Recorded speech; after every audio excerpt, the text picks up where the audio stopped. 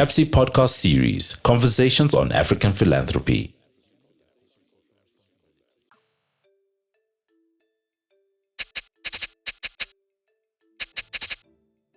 Welcome to another episode on Conversations on African Philanthropy with me, Bhekinkosi Moyo, the Director of the Center on African Philanthropy and Social Investment at the Wits Business School.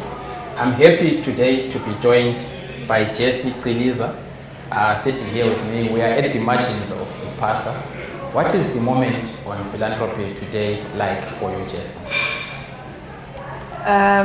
Philanthropy right now, I think, is at a turning point where it's we're noticing that philanthropy isn't working. The inequality in the world is getting greater, and we need to change our systems and the way that we do business to align with the complex world that we live in. So I think that's where we are today in terms of this conference and talking about how to change the narrative within philanthropy. Right. I know I just went straight into asking you about the moment, but let me take the opportunity to introduce you formally to our audience. So Jessie is currently the Associate Program Director for the Charlize Theron Africa Outreach Project based in Durban. In her role, she works on moving the foundation towards an equitable grant-making model to shift accountability to communities and to build sustainability into their partners' programming. Maybe we can start there because it suggests that you are engaging in a debate on decolonizing philanthropy. Yeah. And maybe let's start there. How are you doing it as the foundation? How are you decolonizing philanthropy and making communities take part in the grant making and the programming as well? Yeah, thank you. We've been going down this trust-based philanthropy or equitable grant making process for the last 2 years now.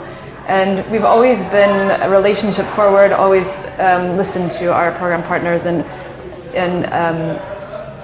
reacted and responded to their feedback. But we haven't had a framework. Now we have the trust-based philanthropy framework to use to implement, implement a set of principles and values that we're trying to roll out across the foundation. It's definitely been a process, but really at the core of it, it's shifting the power to the communities and out of this ivory tower, the donors that's in the ivory towers, to community, listening to community and responding to their needs. So we're doing that through our program partners or the organizations that we support, which are we've become more intentional about how we're grant making and who we're grant making to. So it's we've decided that we're going to be a long-term donor, 9 to 10 years of funding, and we will support locally led community-based organizations. Great. So, and I think the debate on shifting the power is a very timely one. Yeah. Just the last 2 or so weeks there have been several conferences, one on reimagining international NGOs. I know that as we are meeting here today, there's also another meeting in Entebbe, where the African Philanthropy Network is also meeting with the community, with the Global Fund for Community Foundations. That has been central to the shifting the power debate. But in your own view, what does shifting power entails? Yeah. There's a difference between shifting power and maybe sharing the power. Right. And the focus has been on shifting the power. And I am a critic of that because I always think that it's not, maybe we need a couple of steps before we can get to shifting the power. Maybe we need to start by talking about sharing the power, restructuring the power. And then if we do get to shifting the power, then that would be maybe the icing on the cake. But it seems to me that there are a number of steps that we need to get to before we get to shifting the power. But what's your take? You're getting at exactly what we're experiencing, and we're still new to this journey. It's a process, so it's definitely a process. Yeah. But I think it's in terms of it's changing the accountability. It's flipping the lens, right? So it's the program partner. We're accountable to the program partner, that not them to us. They're accountable to their communities or the people that they work with. Our focus is on young people, but so it's how to ensure that the community's voice is part of their decision making, and the program partners or the organizations that we support are part of are making the decisions that inform how we support them, if that makes sense. Yeah. But there are various levels. We've learned that this is throughout the organization. We've had to look internally and say, how are we internally operating and the power and privilege within our own organization, and then how is that translated into how we operate with our relationships with our program partners. So we should be informed, on everything from the ground up rather than the top down. So the accountability lens is the one, but keeping the relationship in the heart of all of our decision making is the other way that we're trying to do that, and learning from them. So we're trying to level the bar. So we're going in as co-creators, as partners, not as that donor, grantee or program partner, that hierarchy. Yeah. And it's hard because as we're learning, trust takes time, and trust has to be mutual. And because of what the philanthropy world has created, development world, is that the program partner needs to talk about your successes and talk about how amazing you are. But when we go in asking the question, what's your biggest challenge? Where did you fail? What did you learn from that? So, and how are you improving what you do based on what you're learning? And so we're doing the same thing with our program partners. We're asking them, how can we support you better?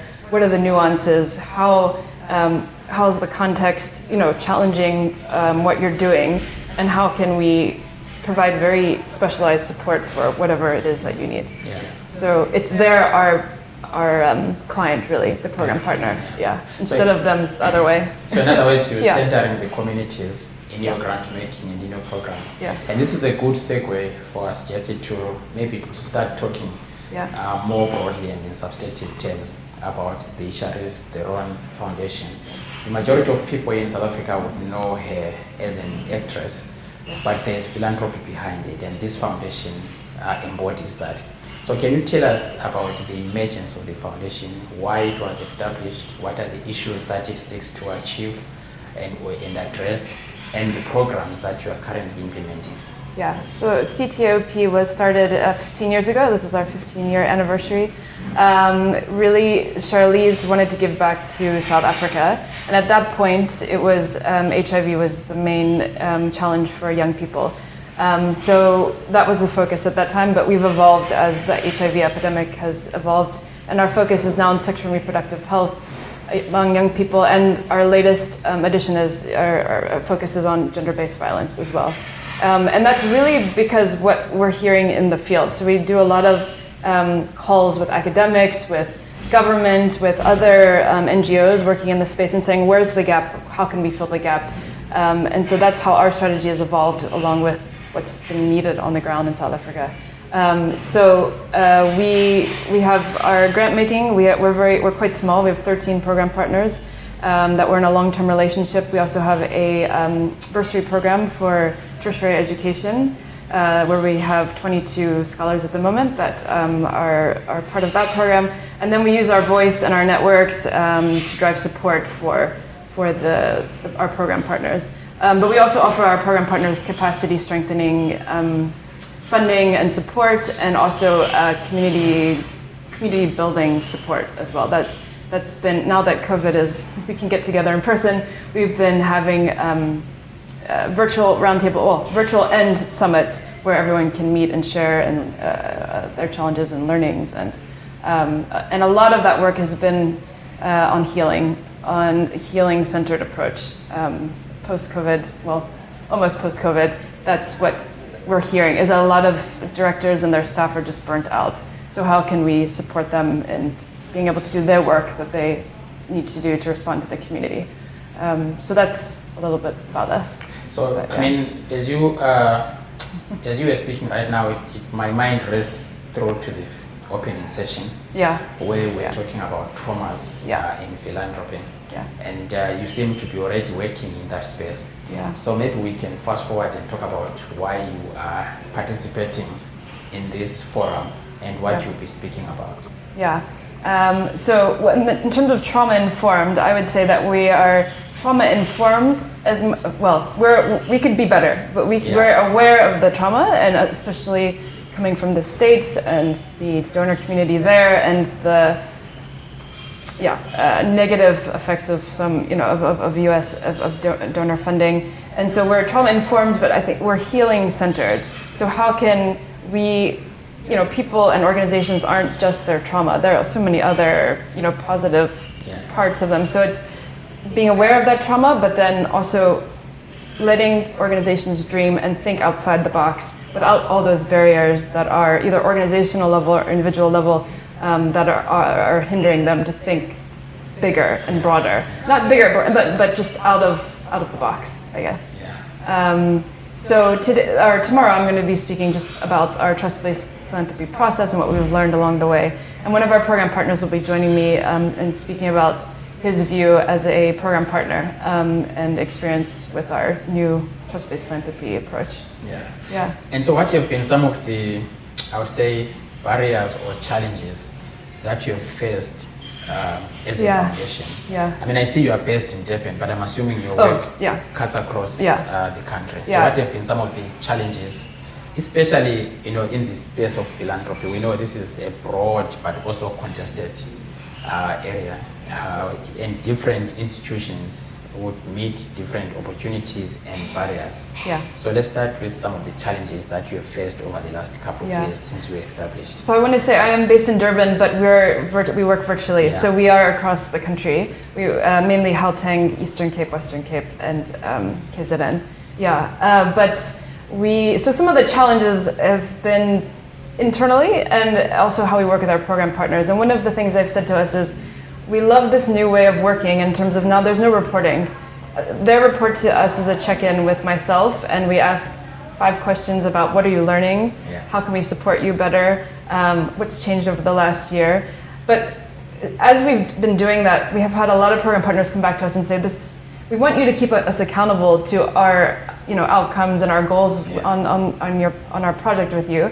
How can we make this a little bit more formalized? So then we've gone back and said, okay, let's look at outcomes and the change that's happened. And it might not be what you put in the proposal, that change, but what's happening in the community in general. Like, are more kids playing now because it's safer in the area? And is that one of the changes that you've seen because of our funding? Not necessarily specifically to, outcome, like sexual and reproductive health outcomes or GBV outcomes, but the general outcomes of the community, the change in the community. So it's been an iterative process of trying something. Maybe we've gone a little bit too extreme and then like coming back a little bit. The other area that we really want to focus on is bringing youth, because our main target population are young people in South Africa. How do we bring youth voice into our work? And even the decision making on who is supported by our foundation, and for what, and so that's the other thing is our funding is flexible. So that's been also a challenge for some of our program partners, where they'll come back and say, oh, do you want my receipts? Just say I bought this flight to Joburg. I'm like, it doesn't matter, as long as the goal is serving young people in South Africa and it's under the banner of sexual and reproductive health, it's fine. So it's been a learning process for all of us. But the youth voice part is very important to us, and so I think that's also trying to figure out the system where we can bring youth like deep thinking youth into our decision-making process, but also us letting go of that control of who gets the funding. So we're also stepping a little bit into participatory. We're trying out participatory grant making with another donor, and we'll be embarking on that next year. So that's a whole another challenge. It's a process of us trying to figure it out along the way. I'm fascinated by what you have just said, because in this whole decolonizing philanthropy debate, the call is actually for trust-based philanthropy. Just give us the resources. Don't ask for too much reporting. And here you are trying it, but beneficiaries are coming back and saying, "Wait a minute. Exactly. We want to be accountable." And that says something about how entrenched some of the colonial vestiges have been, to a point where people don't trust themselves, that without any accountability mechanism, then something might be amiss. And yet, this is the beginning of a new way of doing things, where communities are empowered and they need to trust the outcomes. Actually, it's more about the outcomes, the behavioral change, than the process. And so I'm really fascinated by that, because then we might really come back at some point and understand how you've dealt with that, because there seems to be a slight pushback to your trust-based. And that surprised us, right? We thought, they could, run with the resources and move, but they've said if we don't, report to you, we don't reflect on what's happening in the organization, and that's what they're saying about taking that pause, right, to reflect and learn. And so if they're not made to do the report, then when do they take that pause? And so we feel that's part of our role, is to create the spaces for them to reflect and learn, but not in this written format with numbers of beneficiaries. We've done away with all of that. It's the stories that we're trying to get at, and that the stories mainly of the organizational change and how those small changes have increased their impact and the quality of their programming over time. Not necessarily of the young people. It's not always the stories of the young people, but the organization. And so what are the possibilities of scaling these lessons to other institutions that might be looking and thinking, we want to try it, but they are probably afraid to take the first step? So what are the plans around scalability? So that's why we're here today, is to share tomorrow to share some of those lessons, but also bringing donors together and co-funding initiatives. So that's what we've been that's what I was just touching on, but starting to do, and say, let's go into this together. Let's try to figure this, trust-based philanthropy out together. There's a lot of details. How do you remunerate, people that sit on a panel? Who looks at, how do you include community but proximity politics plays a role. All of these things come into it. So we're trying to get other donors to come along with us in this journey through co-funding and through our advocacy efforts, because half of the team is based in the US, so the advocacy efforts there and in South Africa around what we're learning as we're going, not at the end and looking back, but retrospectively, but prospectively, with our journeying with us, really. And so some of these seeming challenges actually speak to opportunities that actually have been created by this new approach. And so maybe looking back at some of the achievements and the new possibilities, are you able to share some of what you could say over the last couple of years? These have been our achievements, but because of these new approaches, we are also beginning to see these possibilities, and then that could also be useful for others who are watching. In terms of successes, I should recognize that we're quite we're a small foundation. There are 4 of us, and so we don't have a board necessarily, so we can move quite quickly. We can change our systems and our policies quite quickly. So we've been able to streamline reporting very easily. We've been able to lead with respect and dignity. I think that was already ingrained in our organization, so it wasn't much of a shift for us. And there aren't that many people to shift. There's 4 of us. In terms of, I think that's been definitely a success. And what's been a bit of a challenge is also the transparency and how because we're so small, how do we be completely transparent about letting people know about what we do and how we fund, but not receive, 5,000 applications that we can't physically go through. So it's, there's an opportunity there to get others involved, and also it's been a challenge over the last few years. I think also, part of our success is also our name, right? And that opens quite a few doors for us. So the more doors we can open for our program partners with using our name and our founder, the better. And so we continuously trying to do that. I'm also, maybe let me put it differently. I also want to maybe get to understand what made you to engage in this trust-based space, because it's not something that, even though it might have been embedded in your thinking and in the foundation, it's not something that was openly debated and presented out there. But we know that as a result of so many movements, Black Lives Matter and all those, people started looking at different power relations in the philanthropic space, and therefore the issue of trust-based philanthropy is one of the outcomes of that. But for you as an organization, what prompted you? What are the factors that led you to actually embark on this journey? I think you just mentioned it. I mean, COVID highlighted the inequalities across the world, especially in South Africa where it's already extremely unequal, but even more so with COVID. And the kids that were able to have their iPads at home and those that didn't have any schooling for so long. So the access to sexual and reproductive health services weren't there. Everything was geared towards COVID. So it was Black Lives Matter. We realized we needed to be very intentional about what we were doing, not just bring program partners on, not tell them how long their journey is going to be with us, but be very intentional about the structures and our grant-making processes and just who we are as an organization. I think that it was all spurred on by COVID and really Black Lives Matter. And what was happening in the States with George Floyd, all of that was part of. And that's also one of the areas that we are starting to get into is, philanthropy is built on power and control and money. And so how do we also speak about, race is part of it. Philanthropy is built on racist systems and structures. So that's what we also are embarking on, is these discussions about race and how that influences our work. Yeah. So I know there are other people that you work with, but we're speaking to you. Yeah. How did you end up in the development space? Maybe let's start with who is Jessie?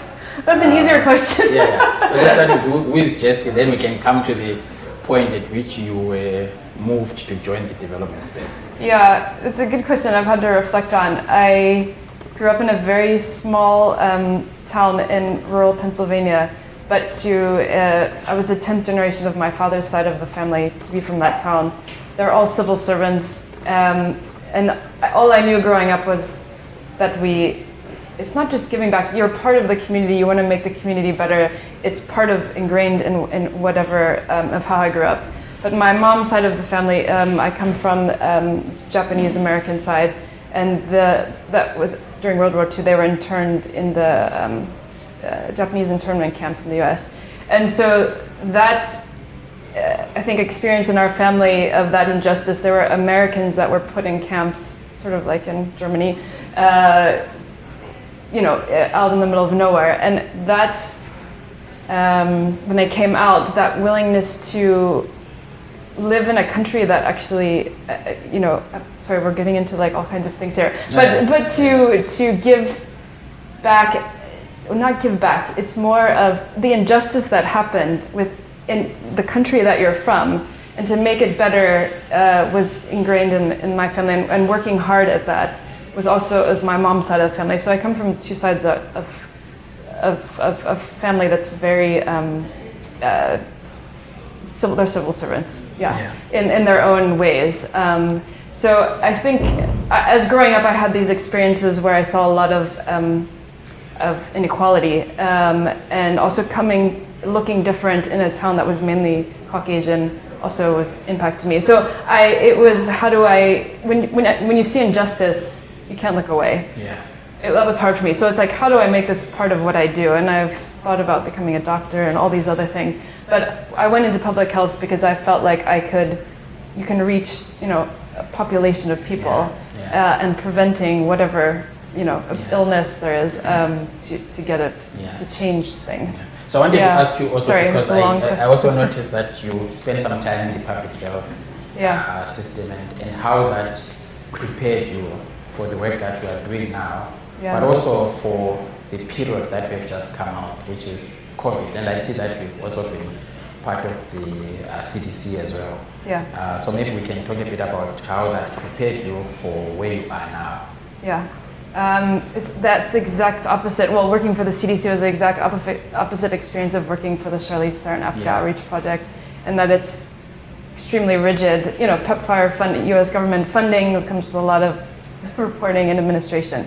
And so after that experience where I worked for them, I realized my values weren't aligned with what I was doing. And that's when I left to start my doctorate, where I was looking at program sustainability. So how do programs sustain themselves when big donors like the U.S. government pull out? And so that was my doctorate, was looking at that. Because the power was in the hands of a few. But how can you plan for that and not just say, okay, goodbye, good luck, and we hope for the best, but actually it needs to be the other way around. So that's why working for CTOP has been so great, because it feels like my values are now finally aligned with what we're doing, where it's community up, not top down. But so I think in terms of public health, we're still working in the public health space, but I think public health has taught me to look at population prevention and be able to understand the context and the statistics and the research that informs what we do, and where the gaps are and how to fill those gaps. So but also listen. So that's what CTOP has taught me, is how do you listen to community in a way that informs your decision making. So all of us at some point we find out that we are either in the right spaces, professionally or otherwise, but it takes a lot of traveling, like journey-wise, to actually end up aligning your vision, your values with what you are doing. And it seems like you are at that point now. And so I also want, earlier on you mentioned the power of the name of your founder. Maybe can we talk a bit about some of the values that she espouses, some of the bigger picture issues that as you are programming, you actually hear a voice. What is she saying to you? Charlize has a way of bringing the power dynamic, even though she's a bigger than life celebrity. If you would meet her, she has a way of bringing it down to, equalizing the whoever's in the room. So it's not, she's just one of us, and so I think that's what I'm always here, is just be yourself. Just, she's part of South Africa, and I think that's where, we can learn from her, but also our informal way of interacting with people, of showing up in our genes and, sitting on the floor and listening to people. That's part of what I hear from her is just be you and just be, and we're just all the same. We're all equals, even though she is a bigger than life personality. And so maybe as we get closer to the end of our conversation, what are some of the next steps for the foundation? And what are the key issues that are on the horizon? I know right now you mentioned gender-based violence, issues on public health. You've started on HIV and AIDS, and of course issues keep coming up. But inequality remains one of our biggest issues. But for you as the foundation, your next 5 to 10 years, what are the key issues that you see on the horizon? And so how are you preparing yourself to actually dealing with those? Part of there's so much inequality. Basically, it comes back down to economics and poverty. So I think even though our focus is sexual and reproductive health and gender-based violence, the more that we can include economic initiatives into the work that we do, it'll help in all of the outcomes that we're trying to achieve. So I think that's part of it.